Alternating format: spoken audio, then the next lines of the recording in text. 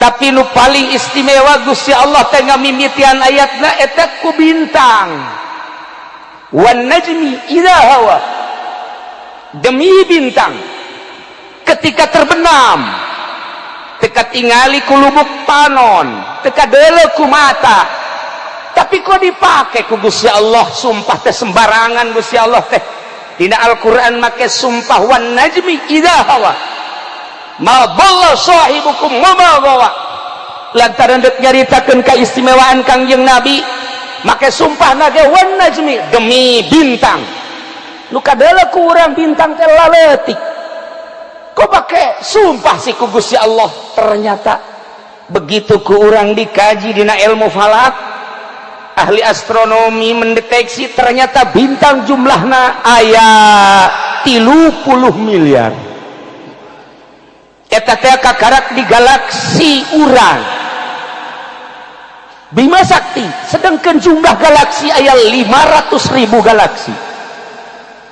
Bintang anu terdekat jeung bumi eta jarakna adalah 4 tahun cahaya, sekitar 23 triliun mil. Saluhureun eta aya bintang ngaranna bintang Arcturus. Saluhureun eta aya bintang-bintang mega. Eta bintang teh kira-kira 14 tahun cahaya. Kemudian aya bintang deui nu 50 tahun cahaya, aya anu 100 tahun cahaya. Urang geus jelas nyaho aya bintang Andromeda, eta adalah 1 juta cahaya. Masih keneh loba keneh bintang. Oh, korenganan.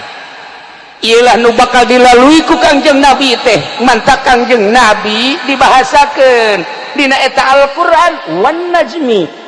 Mun tadi dibahasakeun demi bintang.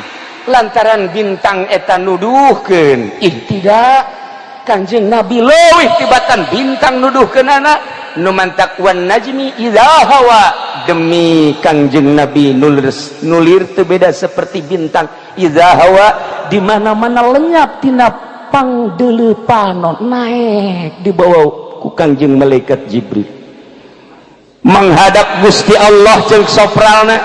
Sanajan diperdebatkeun nu jelas Kangjeng Nabi teh naik ka Sidratil Muntaha. Tidinya lah Kangjeng Nabi istimewa dibandingkan jeung planet-planet anu lain teh nanaonan. Jeung kautamaan Kangjeng Nabi eta kakarak jarakna hungkul. Lamun urang nyaritakeun kekuatan cahaya bintang, kekuatan cahaya bintang teh aya anu 23 kali lipeteun bumi, lipeteun matahari. Aya anu 30 lipeteun cahaya matahari. Aya anu 100 kali lipeteun cahaya matahari kekuatan panasna. Bahkan aya nu 500.000 kali lipat kekuatan cahaya panon poe.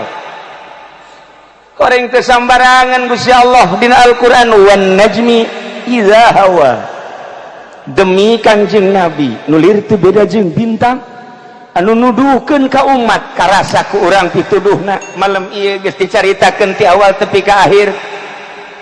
Luar biasa Kangjeng Nabi teh mantak maudallah sahibukum mamagawat sasar teu kaliru Kangjeng Nabi teh.